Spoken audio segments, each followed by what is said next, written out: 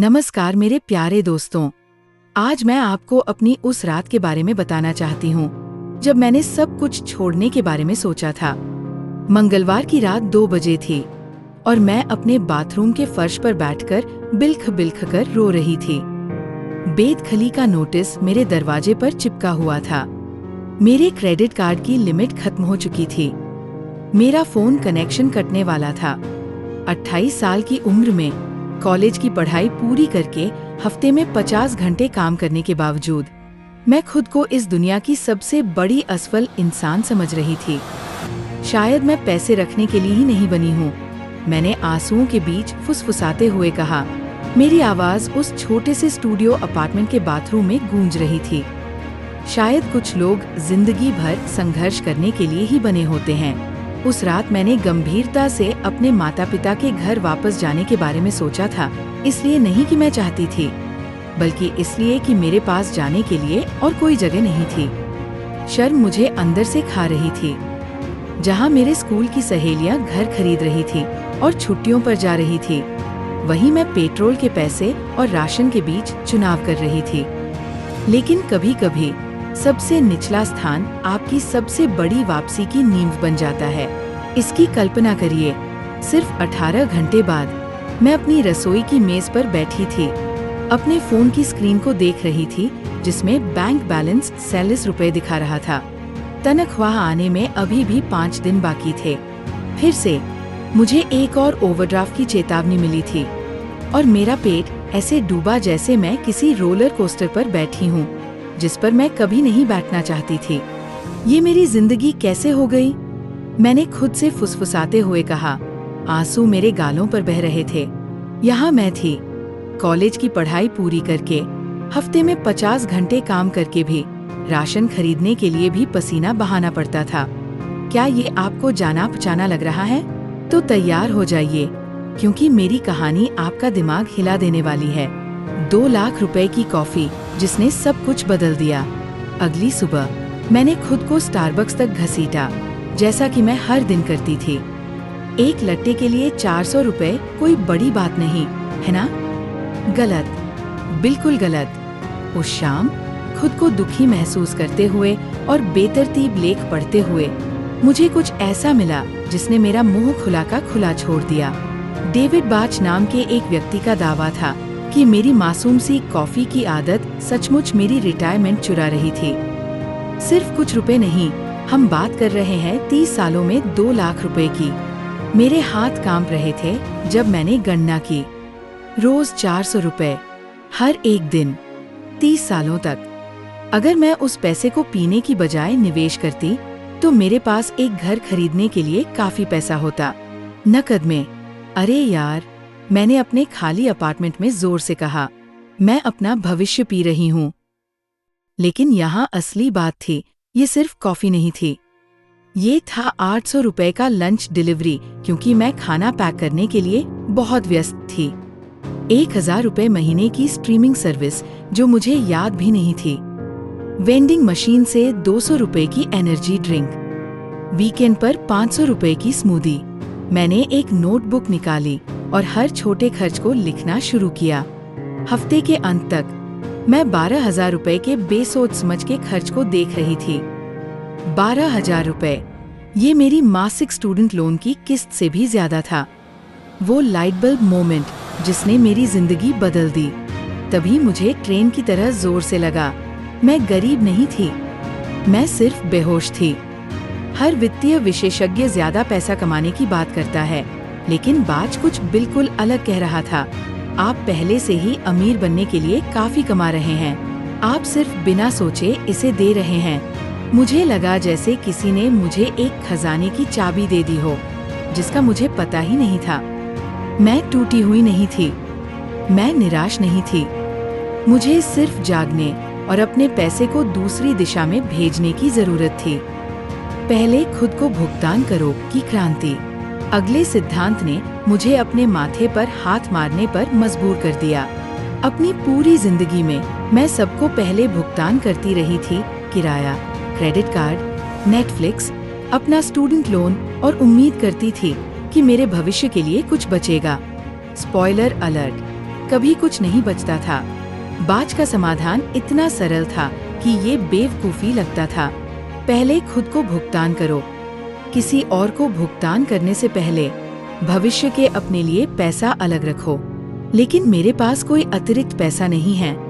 मैंने अपने लैपटॉप की स्क्रीन पर विरोध किया। फिर बाज ने ये बम फोड़ा। आपको अतिरिक्त पैसे की जरूरत नहीं है। आपको अपने भविष्य को एक बाद के विचार की बजाय प्राथमिकता बनाने की जरूरत है। दिमाग हिल गया। मैं अगले दिन काम पर गई और अपनी कंपनी के 401 में साइन अप कर दिया। सिर्फ 7,000 रुपए महीने, कॉफी और बेकार की चीजों पर मेरे खर्च से भी कम। ये डरावना और रोमांचक दोनों लगा, जैसे डाइविंग बोर्ड से कूदना। सेट करो और भूल जाओ का जादू। यहाँ चीजें अजीब हो गई। सबसे अच्छे तरीके से मैंने हर चीज के लिए ऑटोमेटिक ट्रांसफर सेटअप किया। महीने में 5,000 रुपए बचत में। अपने सबसे छोटे क्रेडिट कार्ड पर 2,000 रुपए अतिरिक्त। एक जानवरों के आश्रय में 1,000 रुपए, क्योंकि क्यों न थोड़ा प्यार बांटा जाए। मैंने अपने कॉफी बजट को भी ऑटोमेट कर दिया। अगर मैं लट्टे खरीदने वाली थी तो कम से कम इसके बारे में सचेत होकर। पहले महीने मुझे मुश्किल से पता चला कि पैसा गया है। दूसरे महीने में मैं वास्तव में गर्व महसूस कर रही थी, जैसे मैं आखिरकार ठीक से जिम्मेदार बन रही हूँ। तीसरे महीने तक कुछ जादुई हुआ। मैंने हर दिन पैसे की चिंता करना बंद कर दिया। मेरा दिमाग लगातार ये गिनती नहीं कर रहा था कि मैं ये खरीद सकती हूँ या वो। जरूरी चीजें अपने आप संभल रही थी। सालों में पहली बार मैं सांस ले सकती थी। डेट स्नोबॉल जो वास्तव में काम आया। याद है वो 1,50,000 रुपए का क्रेडिट कार्ड डेट जो मुझे 3 सालों से सता रहा था। वो जो कभी कम नहीं लगता था, चाहे मैं कितना भी भुगतान करूं। बाज के पास इसके लिए भी एक ट्रिक थी। अपने सबसे बड़े कर्ज से पहले निपटने की कोशिश करने की बजाय जो हाथी खाने जैसा लगता था, मैंने सबसे छोटे पर ध्यान दिया। 30,000 रुपए का स्टोर कार्ड। हर महीने अपने आप 5,000 रुपए अतिरिक्त उस कार्ड में जाते थे। 6 महीने बाद मुझे अपनी जिंदगी का सबसे खूबसूरत ईमेल मिला। आपका खाता बैलेंस 0.00 रुपए है। मैंने सचमुच अपनी रसोई में खुशी का डांस किया। इसलिए नहीं कि 30,000 रुपए जिंदगी बदलने वाला पैसा था, बल्कि इसलिए कि मैंने खुद को साबित कर दिया था कि मैं इस पैसे के खेल में जीत सकती हूँ। वो 5,000 रुपए का भुगतान अपने आप अगले सबसे छोटे कर्ज में चला गया। फिर अगले में डोमिनो के उल्टे गिरने की तरह मेरे कर्ज गायब होना शुरू हो गए। मैं सिर्फ कार्ड का भुगतान नहीं कर रही थी, मैं एक अजेय पैसा मशीन बना रही थी। वो घर जिसने खुद को बनाया। 2 साल बाद मैंने कुछ ऐसा किया जो मुझे अपने जैसे लोगों के लिए असंभव लगता था। मैंने एक घर खरीदा। कोई महल नहीं, सिर्फ एक प्यारी सी जगह जिसे मैं बर्दाश्त कर सकती थी। लेकिन यहाँ पागल बात ये थी, हर महीने मकान मालिक को पैसा फेंकने की बजाय मैं अब हर मॉर्गेज पेमेंट के साथ संपत्ति बना रही थी। मैंने मासिक के बजाय द्विसाप्ताहिक ऑटोमेटिक भुगतान सेटअप किया। इस छोटे से बदलाव से मुझे अपने लोन के जीवन काल में 60 लाख रुपए की बचत होगी और मेरे मॉर्गेज से 6 साल कट जाएंगे। 6 साल, ये आपके पैसे के लिए टाइम मशीन पाने जैसा है। वो इमरजेंसी जो इमरजेंसी नहीं थी। असली परीक्षा तब आई जब मंगलवार की सुबह मेरी कार खराब हो गई। पुरानी मैं घबरा जाती, क्रेडिट कार्ड की लिमिट भर देती और महीनों तक तनाव में रहती। लेकिन नई मैंने सिर्फ अपने बचत खाते में लॉगिन किया, वो जो 2 सालों से अपने आप बढ़ रहा था, और मरम्मत के लिए पैसा ट्रांसफर कर दिया। कोई ड्रामा नहीं, कोई कर्ज नहीं, कोई बेचैन रातें नहीं, सिर्फ समस्या हल हो गई। तभी मुझे वास्तव में एहसास हुआ, मैं सिर्फ संपत्ति नहीं बना रही थी, मैं मानसिक शांति बना रही थी। उदारता का रिपल इफेक्ट। यहाँ वो हिस्सा है जिसने मुझे सबसे ज्यादा हैरान किया। जब पैसा तंग था तब भी मैंने जानवरों के आश्रम में वो ऑटोमेटिक 1,000 रुपए महीने का दान जारी रखा। मेरी सहेलियां मुझे पागल समझती थी, तुम कर्ज में हो और पैसा दे रही हो। लेकिन मैंने कुछ अजीब होते देखा। जितना ज्यादा मैं देती थी, उतना ही प्रचुर महसूस करती थी। डर से हर पैसे को जमा करने की बजाय मैं खुद को साबित कर रही थी कि मैं एक भरपूर दुनिया में रहती हूँ। उस मानसिकता के बदलाव ने मुझे हर जगह अवसर दिखाए, साइड जॉब्स, बेहतर नौकरी के अवसर, यहाँ तक कि भूला हुआ पैसा भी मिल गया। उदारता मुझे पैसा खर्च नहीं करवा रही थी, ये मुझे और पैसे के लिए चुंबक बना रही थी। कंपाउंड मैजिक, जिसके बारे में कोई बात नहीं करता। 5 साल आगे बढ़े, मैं अब 33 साल की ऐसे नंबर देख रही थी जिन्हें देखकर मैं खुद को चिकोटी काटती थी। मेरा रिटायरमेंट अकाउंट बढ़कर 35 लाख रुपए हो गया था। मेरा इमरजेंसी फंड आरामदायक 9 लाख रुपए पर था। मेरे घर की कीमत 25 लाख रुपए बढ़ गई थी। मैं मॉर्गेज को छोड़कर पूरी तरह कर्ज मुक्त थी। लेकिन असली बदलाव मेरे बैंक अकाउंट में नहीं था, ये मेरे आईने में था। मैं अब खुद को कोई ऐसा व्यक्ति नहीं देखती हूँ जो पैसे के साथ बुरी है या हमेशा टूटी हुई है। मैं खुद को कोई ऐसा व्यक्ति देखती हूँ जो चुपचाप अपने आप अपनी जिंदगी जीते हुए संपत्ति बना रही है। मैं खुद को वंचित नहीं कर रही थी या मैगी पर नहीं जी रही थी।